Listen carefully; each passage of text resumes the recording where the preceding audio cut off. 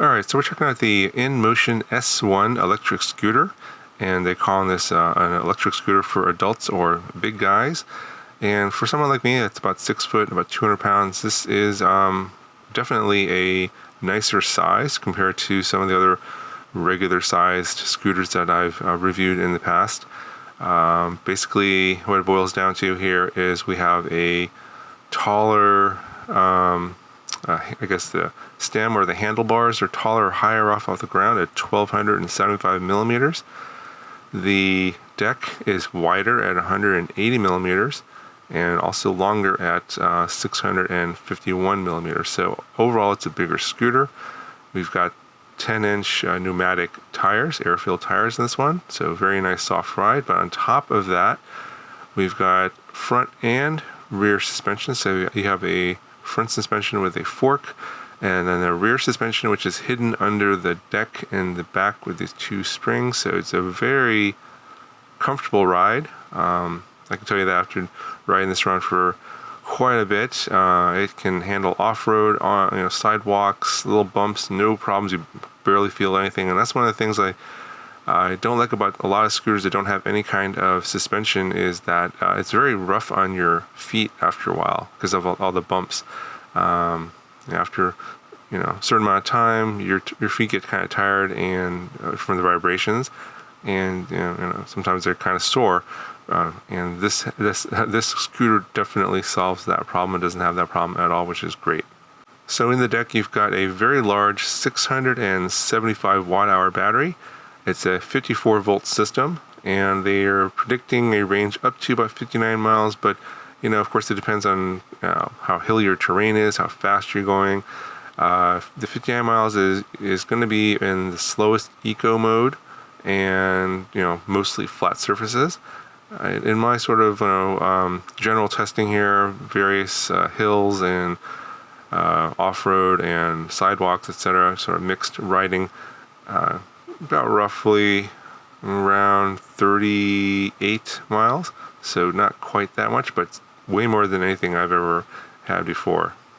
So as I said before, it's a 54 volt system. The motor is up to a peak power of 1000 watts, so it can handle slopes up to 30%.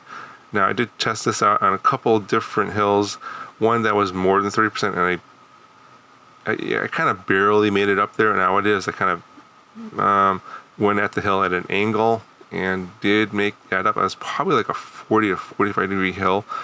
Another hill that was more, I'm not exactly sure what the slope was, more like 25 degrees. It went up it no problem, even at the lowest power level with my weight and everything. Just hit the throttle and just go. It does have a max speed at the maximum power of 18.6 miles per hour. For me, I was getting roughly 17 miles per hour at full throttle. It's probably because of, if you're, for a heavier rider, you're probably not going to get the maximum speed. Now, the scooter can carry a rider up to 300 pounds. So if you're a much heavier rider, it will definitely go. I think just that you're probably not going to achieve the full maximum speed if you're closer to that maximum weight limit. So this scooter has an interesting setup in terms of charging. It's got 2 charge ports. Now, it only comes with 1 charger, so obviously you can only use 1 port. But if you buy an additional charger, you can reduce your charging time from about 8 hours to about 3.5 hours, from 0 to 100%, which is kind of interesting. So if it's got such a large battery, it does take a fair amount of time. You can charge it overnight in 8 hours, or if you're in a hurry, if you have 2 chargers, you can charge it in less than half the time, which is pretty nice. So another interesting setup here on this scooter, which is kind of different from a lot of ones, is it doesn't have a disc brake system, but it has a front wheel drum brake. So I guess if we're doing like off-road, that kind of thing, it makes it a little bit less maintenance in terms of keeping it clean, because it's kind of hidden. And in the rear is an electronic brake. So the motor is actually in the rear in this one, the 1000 peak watt motor. And so when you hit the brake, you get the combination of basically an electronic brake in the back for the basically a motor braking system in the rear motor, and in the front you have a drum brake. So it is, I think, IP57 waterproof rated, so it can't take some splashes and stuff like that. Obviously you can't go underwater, but they designed the system so it can do a little bit of off-roading, and also if you're riding on the street, if it's pretty wet, rainy and stuff like that, it should be fine for that kind of riding around. In terms of the lighting system here, it does have these under lights, I think that can be controlled by the app, which I'll talk about here in a second. Also an active brake light, so when you pull the brake lever, the light will turn on in the back. In addition, you've got a 2 headlights in the front there, both about 1.2 watts, so it's pretty bright. Now, one of the things that's kind of weird about this scooter is that you can't use it until you activate it. So you have to download the Inmotion app and then connect to the scooter via Bluetooth, and then you have to register an account with Inmotion, and then once you do that, then you can activate this scooter. So if you're one of those guys that don't want to do that, then obviously this is going to be a deal breaker for you.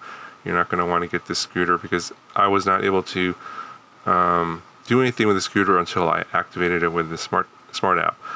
So the smart app, I'm not exactly sure, it didn't seem like it was all that useful, other than the fact that you can activate it, but it looks like you can also lock it. So like basically if you want to prevent anyone from stealing it, because it won't actually turn on or do it. You can turn it on, but the motor won't do anything. It'll just be deactivated.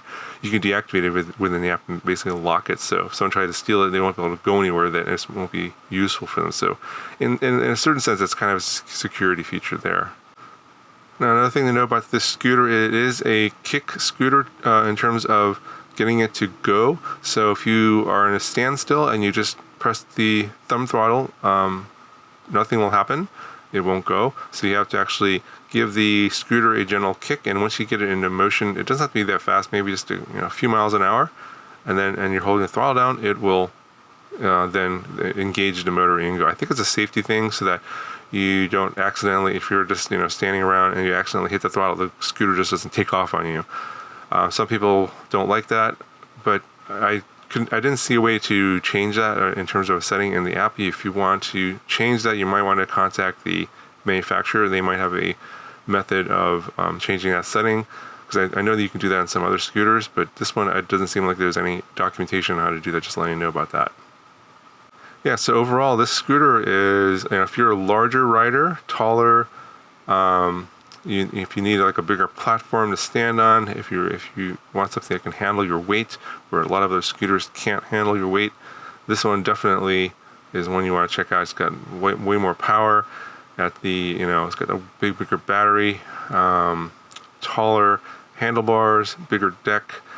Is a little bit heavier, obviously, with all these extra features. So it's coming in around 50 pounds, a little heavier than most other scooters in this price range. But for this price range, if you compare it to something like a Segway that doesn't have a suspension, or the taller handlebar, any of those special features, this comes in actually at a cheaper price than some of the Segway models that are have the bigger batteries, etc.